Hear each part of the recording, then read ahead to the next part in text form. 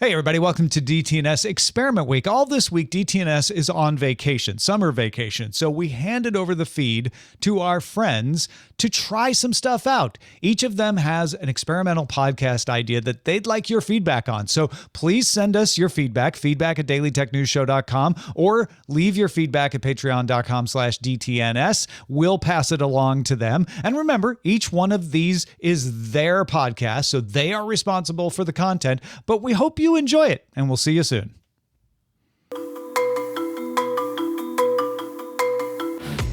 Welcome to Behind the Data. I'm your host, Andrea Jones-Rooy.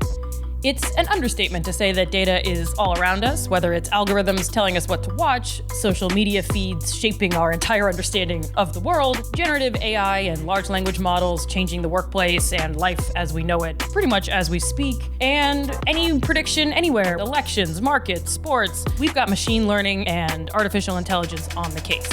But for every algorithm and model out there influencing our world, there's a data set or multiple data sets under the hood, and we don't talk about those as much. Where does this data come from?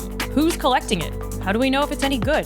For any data set that we might be exposed to out in the world, there is a person or a team of people somewhere who've decided that that particular thing is worth recording and writing down and keeping track of in a particular way. It also turns out that the stories behind how a lot of this data was collected are not just impactful on our lives, but they're also really interesting and can expose some uncomfortable ideas about how we organize our world and whether or not we should update that. In this show, join me to explore the root of the tech revolutions happening all around us by going to the data sets themselves and the stories behind them. For today's episode, we are going to start with data that is literally in our faces all of the time. At least that's true if you are in the United States reading political news, and that is polling data.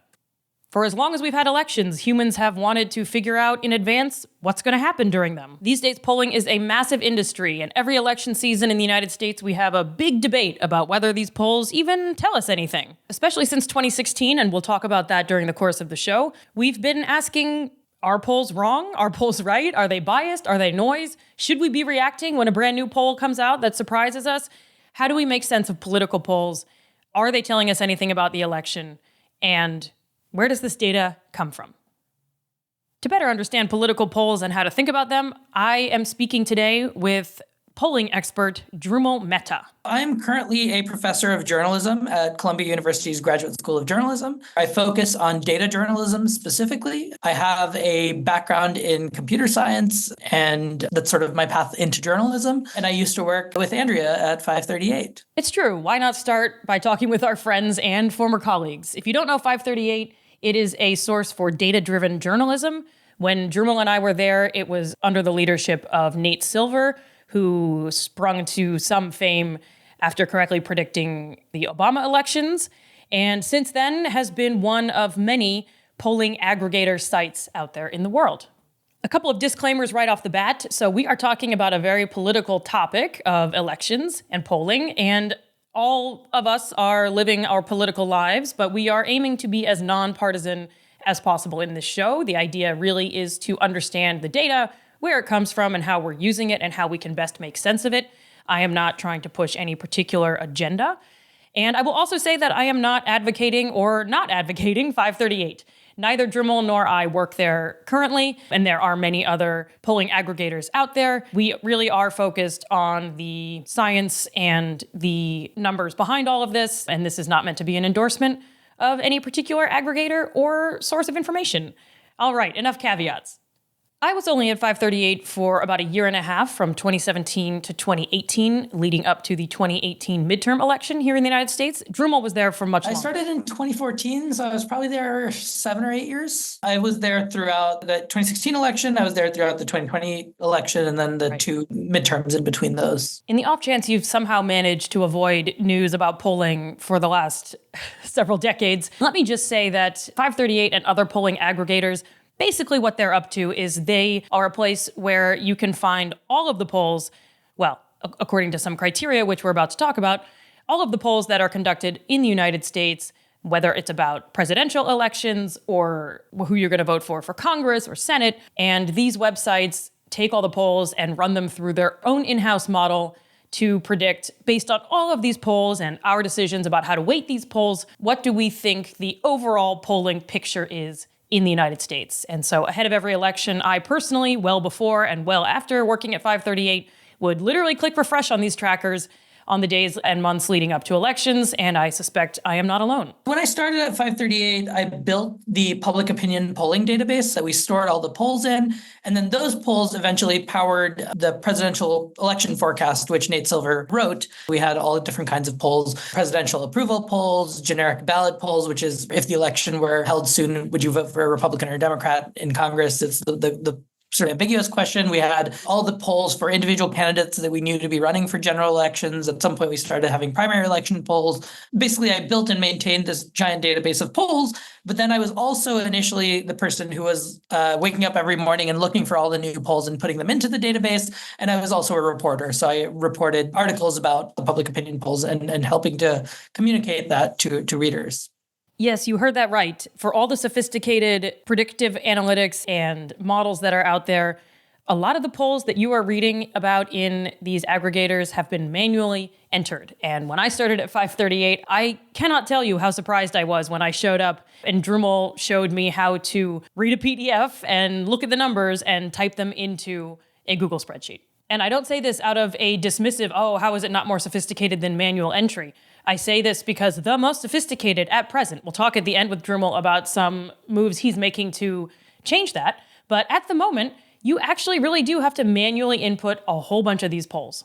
At the time, the things that were possible to scrape or gather, automatically were polls that they had to publish in the same location, in the same format, and we would just set up something that would watch that website. Whenever there was a change, it would notify us. Or if it did publish in the same location, in the same format, we could write a program to scrape that. But more often than not, polls publish in all kinds of crazy formats. Like they'll come in as, you'll get the PDF that comes out of some software that the pollster used, or sometimes it'll release as an exclusive article with a news organization where they're the only ones that have it. So it'll publish as a news article. Sometimes the polling director will tweet the results before the poll ever comes out. So it's like a tweet. Sometimes that person would tweet it out as an image, that, adds another layer of complexity when scraping. Just a special PSA to anyone who's releasing data as an image. We're all mad at you. The images were brutal, I feel like. That was pretty. Oh, yeah. Yeah. I mean, it's just computationally you can't do it. So you need some human to enter that data. And inputting these polls is no joke. From what I last recall in the last presidential election cycle, there were almost 14,000 polls that were just voting questions. So just which of these two candidates would you vote for? There were 14,000 or so of those alone. So not only is keeping track of all these polls a serious undertaking, but it also begs the question, how can we start to say things like, are polls any good when there are 14,000 of them that we could be thinking of? So we will be diving into what makes a poll reliable or not, or what to look for in a poll if one comes across our desk. But first, let's be good scientists and define our terms. What is a poll, and what makes something a poll as opposed to a random question you asked a few people? It is a debated topic of what methodologies constitute a poll versus what we call anecdata, I guess, right? For my purposes, it's generally a survey that tries to use statistical methods to ask a question of a population by asking that question of a sample of that population and then extrapolating what percentage of that population believes something, feels something, might vote some way. And so there has to be some rigor to the way in which they select a sample. Ideally, when we're talking about polling for election cycles, you want to select a sample that is representative of the people who vote, right? So you're not looking for a cross-section of America, you're looking for a cross-section of the Americans who vote. For other questions, like if you're trying to figure out what percentage of Americans support a certain gun control legislation or something, you may want your population to be the entire country, and then a sample that is a random sample, ideally, of that entire country. I would say the things that I pay attention to are the ones where there is some sort of rigor and some sort of methodology where they are trying to get a sample of a larger population. Okay, so we're trying to get a representative sample of some population. How do pollsters reach those people? How do they decide who to call?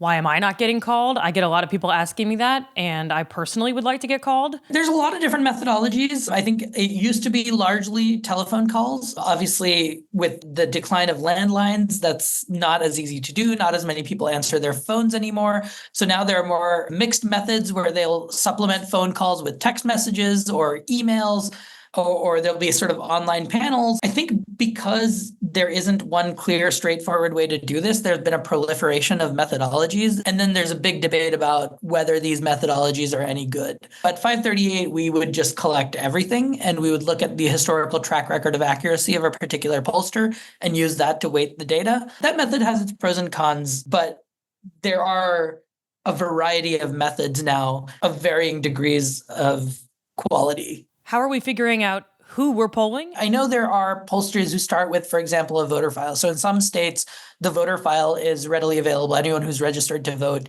either by paying a little bit of money, or in a place like Ohio, it's free and it's online. You can find all the people that registered to vote. There are all kinds of techniques like random digit dialing, for example, where they identify phone numbers in the area. That used to work a lot better when everyone had a landline and it was the location where they lived, but it's still a component of polling. Then there's also adjustments pollsters make so that they'll identify a sample of people and then they'll compare the demographics of those people to the census, for example, right? So who actually lives in this area and then who did we catch in what we think is our random sample? And then they'll find a way to make sure that those two things are aligned. The punchline really is that having many methods is a good thing. And there is no one phone, email, whatever method that is definitely obviously the best or the most accurate. As journalists, I think we're tasked with, at the very least, identifying the stuff that is just junk. There are things that are like Twitter polls where that's not representative of anything other than the followers of the person who tweeted it. There are methodologies that act like they're sophisticated but are really not. We kind of try our best to vet those, right? So like I think at one point, one of our colleagues, Harry Enton, did a piece on something that was calling itself CSP polling, which turned out to not even be a real pollster. It was fake data that was made up. He was able to trace some of that back to a Discord server. So like we use our normal reporting toolkit to identify the things that are clearly either fraudulent or are just not data. They look like data, but they're not data. It's not even trying to get a representative sample. I love this because we really do need to treat data like we would treat an article or a piece of literature or some other study, which is where did it come from? Who collected it?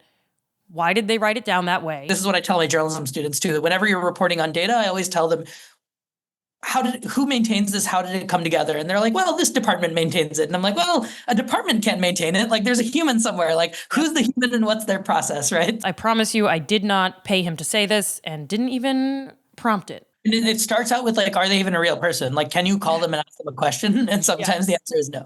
At one point, I recall being suspicious about a pollster and asking them, okay, fine, can you send me the receipt for the polling, for the software that you use to like tabulate the crosstabs? You say you use this software, like, do you have a receipt to show me that you purchased that software, right? We do use our journalistic skills to vet data ideally. If a poll ends up in a polling aggregator or one of the trackers you see online, that usually means that some journalist or set of journalists have deemed it to be of sufficiently high quality that it's worth keeping track of what they say. Though there are going to be some that are better and worse, even within that data set. Ideally, we would know personally every single person that conducts every single poll, and we would have called them and talked to them and vetted them. But there's some really very realistic bandwidth concerns with doing that kind of thing. But very much, the research team is the first line of defense. Right. When something new pops up, if we've never seen that pollster ever before, like we will definitely do some amount of research and we'll potentially call them as well. The 538 approach is a kind of big net, like cast a wide net and grab everything and then try to understand its utility afterwards. Some academics prefer to have a stricter kind of barrier. Like, listen, you need to like give me this, and this methodological information. You need to release this very clearly. If it's not using a certain kind of sampling, then I'm not interested in it. So there are, I think, approaches that are defensible where you put up a much bigger fence and say, listen, if you don't want to meet these methodological standards, then we just won't pay attention to you. But then you miss some things that could be real data that could actually inform your forecast or your understanding of something, where for one reason or another, they just weren't able to like hit your high bar. So the good news is that polling aggregators can help us deal with the fact that each individual poll may or may not be of particularly high quality or particularly informative, and we'll dive in more on that in just a minute. But the other piece of good news is that there are many different polling aggregators out there. So really, maybe what we need is an aggregator of aggregators, if someone wants to do that in their spare time. All right, enough dilly-dallying, though. The reason we're all pretty much here is we want to know whether or not polls are actually informative. Is it the case that polls are wrong and we should ignore them? Is it the case that they're systematically biased to favor, say, one party or another? Leading up to 2016, I think we thought polls were amazing. After 2016, there was a big discussion about whether or not they're informative. So should we be paying attention to polls? Yes, we should be paying attention to polls, but we should not be worshiping polls. They don't tell the future. Nothing tells the future. If they did, why would we even have elections, right? What they do is give you a sense of what is in the realm of possibility during this election cycle for individual states, for who will become president. They also give you a sense of directionality. So like if you got a bunch of polls from the same pollsters, they're using consistently similar methods, they're giving you one result sort of week after week after week, and then one candidate starts doing better, right, in that aggregate set of polls. So you can sort of extrapolate that that candidate is gaining steam, right? So they'll give you that sense of direction. Okay, so we pay attention to polls, but we don't worship them. I like that. And they tell us what's in the realm of the possible. They can tell us something about directionality. But polls are often misunderstood, misinterpreted. Nate Silver wrote this piece in 538 after the 2016 election. It's called "The Media Has a Probability Problem." And he writes, people associate numbers with precision. So using numbers to express uncertainty in the form of probabilities may not be intuitive. And that's not just what the polling numbers are, but that's what the entire field of statistics is, right? It's about expressing uncertainty in a more precise way. One of my favorite things about statistics and a lot of conversations about data is it gets very philosophical very fast. Let's take a closer look at this. Numbers express uncertainty more precisely. In 2016, for example, 538's election forecast, and we can argue about how accurate it was or whether or not we feel it. And part of the problem here is there is only one election and it only goes one way or the other. So was our 70% correct or not? I don't know, right? But the forecast did say Trump had a roughly 30% chance of winning. And that's not nothing. It's interesting because after working at 538, I'd go to a dinner or a party or something, and people would be like, oh, you're the ones that screwed it up. And then there'd be an economist there and they'd be like, you're the ones that got it the most right. Like, I don't know. Like, visualizing and communicating uncertainty is sort of something that we've paid a lot of attention to since then. But in the 2016 forecast, I think we visualized it in such a way that it was very easy to misinterpret the number of like 30% likely chance that Trump may win. The way I'd explain it to people at these parties is like, suppose you're buying a house and the realtor goes, this is a great house, but there's a 30% chance the roof might cave in the first year of buying it. Would you buy that house? Maybe, but that's like a pretty real chance of something happening, and you'd probably think twice about it. And the presidential election is a much higher stakes thing than a house purchase, right? At least for the country as a whole, right? One piece of the puzzle here is maybe it's not the polls that are wrong, it's we are not so good at thinking through what polls mean.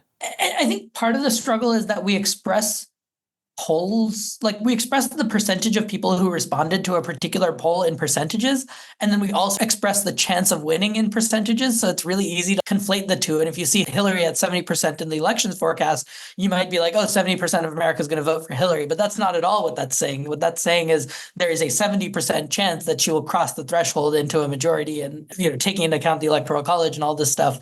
I think first is asking yourself, like, what does that percentage mean? Like, what is this a percentage of? What is this a probability of?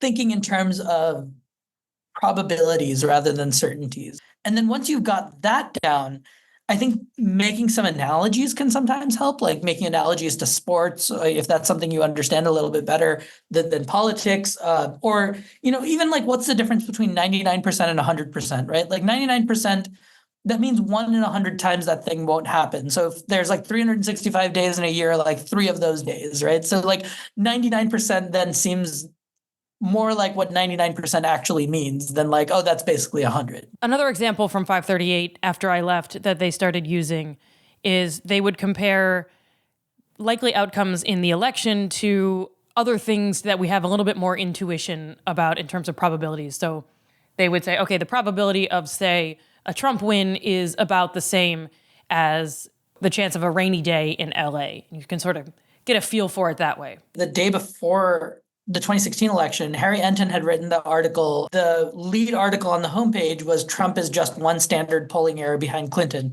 And what he meant by that was, look, the polls have some error every year. They're off by X percentages. I think in national polls, they're not on the average off by like 20 percentage points, but they do tend to be off by 4 or 5. And what he was saying was, listen, the polls are kind of off by a certain amount every year. We can't really predict in which direction they're off. And if they're going to be off in the direction of Trump, then he might win. Like, he is roughly a standard polling error behind Clinton. I don't think we were perfect. I don't think we did the best job communicating that uncertainty. Maybe we deviated from what the numbers said a little bit in our analysis and extrapolation. But if you were looking at the numbers, it definitely didn't seem an impossibility that Trump would win. And I think some amount of this is also, how do you responsibly, as a journalist, convey what you're seeing in those numbers to the public? Okay, so polls themselves are not perfect, and we'll talk more about why they're not perfect in a moment.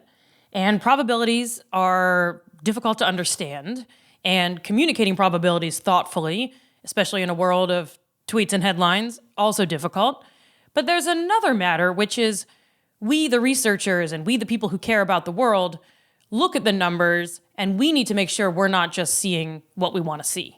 There's definitely a narrative, a media narrative, a public narrative that may or may not be super well aligned with what's in the polls. So, for example, right now, Biden just dropped out fairly recently. Kamala Harris is potentially will take Biden's place as the Democratic nominee. And there seems to be this narrative of Trump was ahead, and now there's all this energy behind Harris, right? And the question is, how much energy? How much better is Harris doing than Biden in polls against Trump? And that's where polls help. There is this fervor, right? And maybe in the media, but is that fervor also present in the American public as a whole?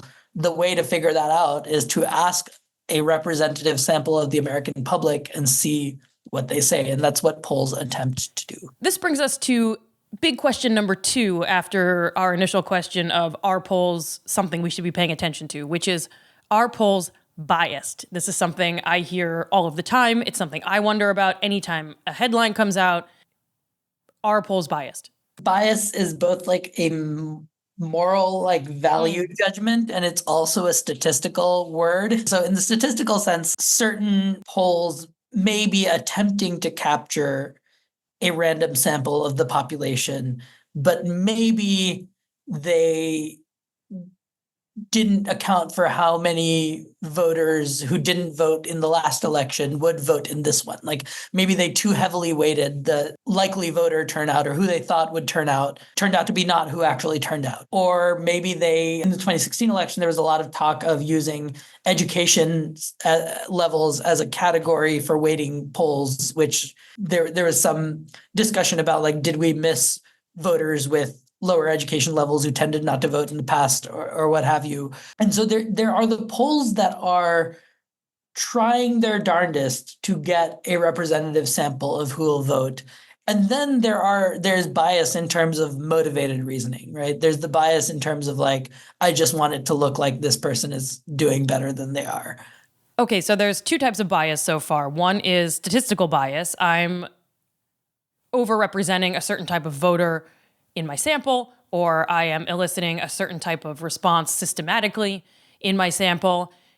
The second type of bias is the motivated reasoning in the presentation of the results, or what results we share. And then this brings us back to this media fervor that we talked about before, where maybe we, the readers, inject our own bias because we see what we want to see.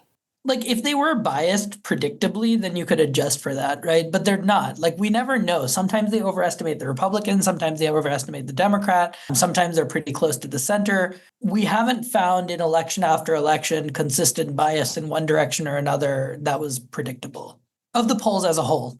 Okay, so this is a big point. If it were the case that we were systematically missing Trump voters or overrepresenting Democratic voters or whatever it is that we think we might be doing, then we could just adjust for it and our polls would be dead on from this point forward? If there were, then you can just be like, okay, I'm going to trust the polls, but with like 2 points less Democratic than what the number says or something like that. There are these movements of, and Nate used to always call them like unskewing the polls and stuff. There are people who like try to make that interpretation of like, let's just adjust these like a couple of points in our direction because they're biased against us. And that's generally a pretty bad idea because you never know which direction the bias is going in. So this is where diving into where does data come from starts to really matter, because not all pollsters have the same goal. A lot of pollsters out there genuinely want to get the right answer. They stay in business by making predictions that are relatively accurate compared to other polls.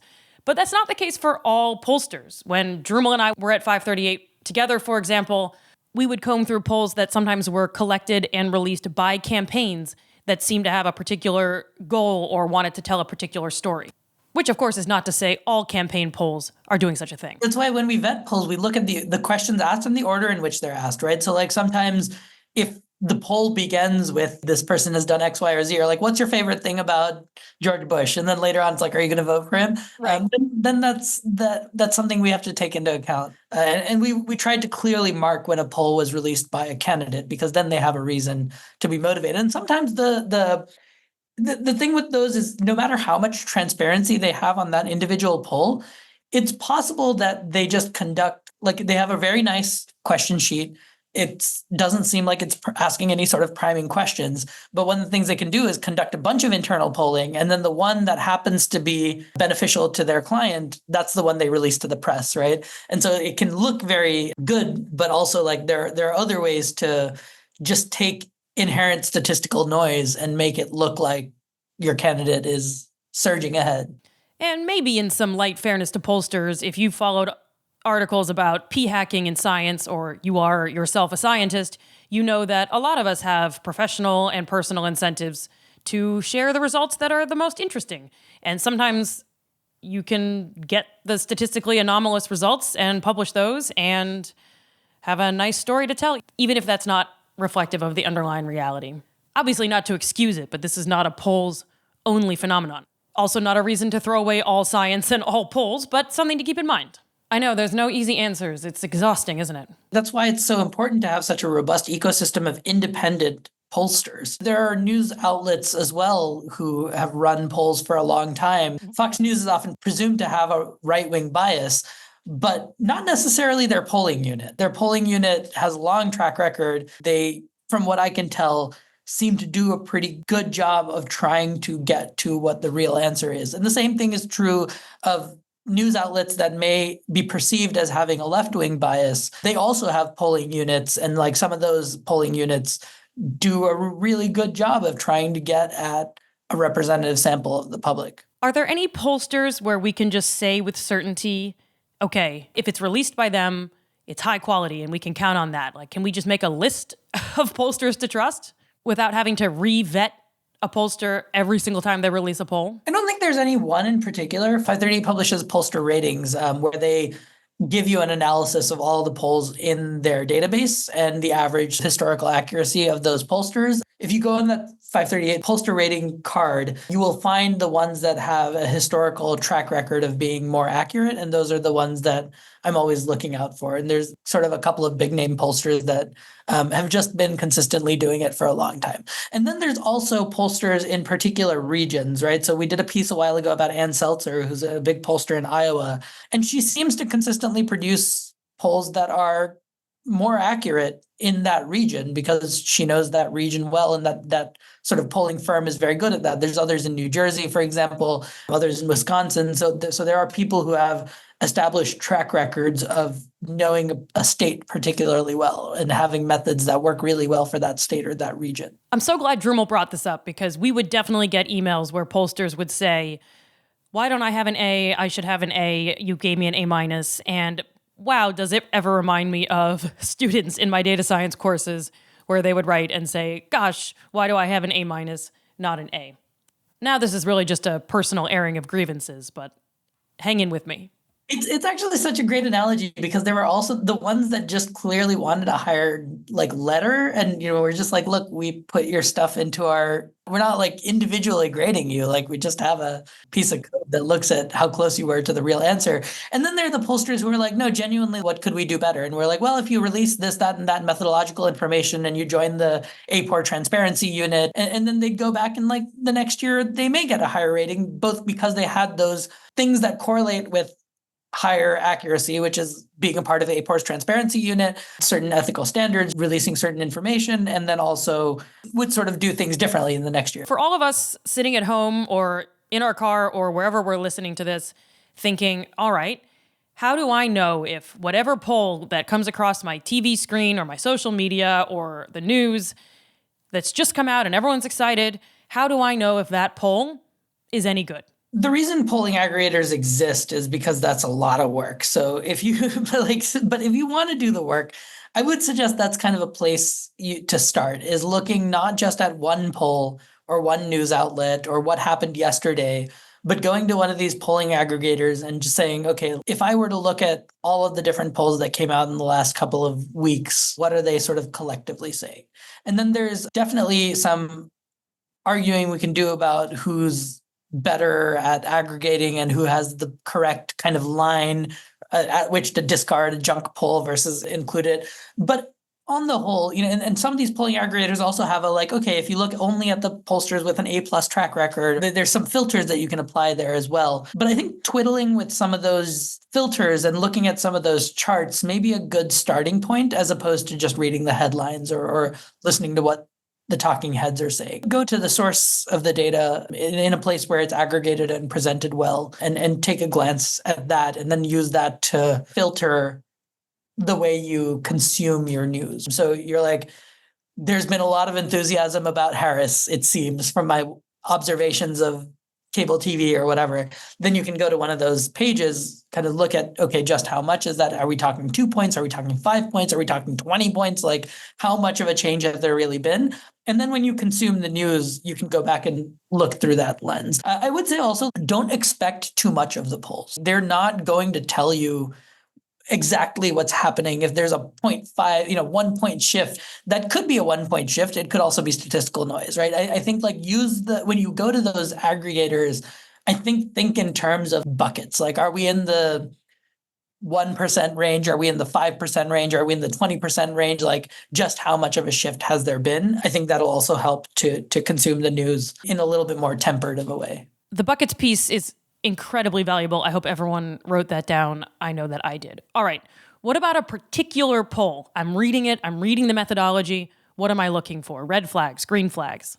First, you want to see transparency. How much are they telling you about who they are and what they are doing? A good poll will have ideally what we call the survey instrument. So that is the questions that were asked and the order in which they were asked.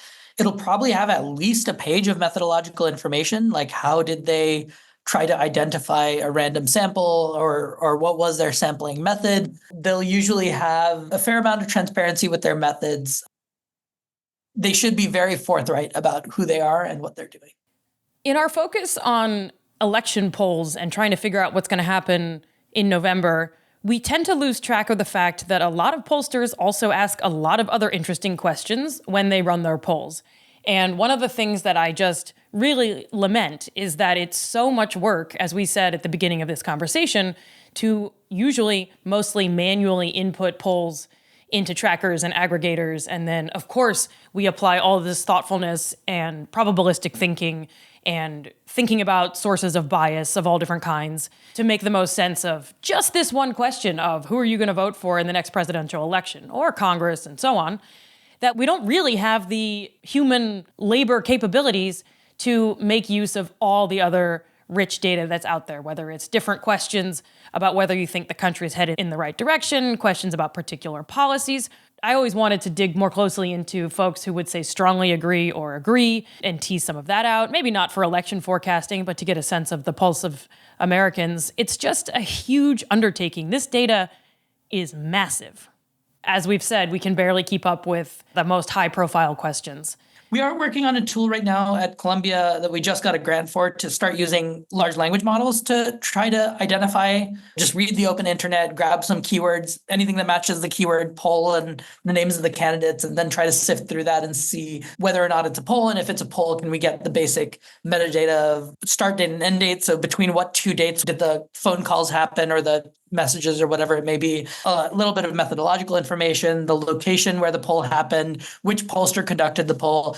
So we are now using large language models to try and see how well we can suss that out. But at the moment, it's still largely a manual process. The idea is, can we use the large language models to make that human's life a little bit better? Because Andrea, you and I both did it, and we know it's rough. Like you got to wake up early. You got to get all the polls. Like if you don't get them in time, you start getting emails from readers that are like, but you didn't include the Siena poll from New Jersey today. And you're like, right. I'm getting to it. Like, I mean, when we're working with these AI things, like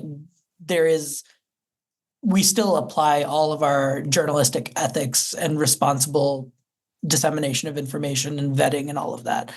So right now you can go to pollfinder.ai, see what we're up to, sign up for our email list, but really it's intended for supporting those news organizations that are doing the laborious work of sifting through all the junk that's out there and trying to vet what's real. Well, we started with data, and now here we are at large language models and generative AI after all. Thank you so much for listening. Please be sure to check out pollfinder.ai and do enjoy sifting through the poll aggregators and playing with the toggles as Dhrumil recommended and checking out the methodology and getting behind the data. Stay tuned for future episodes. We'll be covering all kinds of interesting data sets, like how democratic the world is. Is it becoming more democratic or less? How happy are people, and how do we know if someone's happy? And is it really the case that Nordic countries are the happiest? We'll be talking about economic data, employment data, climate data, any data we're seeing in the news. We're going to try to get to the bottom of and understand where it came from, who collected it, evaluate its quality, and think about how to update our inferences to learn the most possible from the data that we have. Thank you so much for listening, and thank you to the Daily Tech News Show for sharing.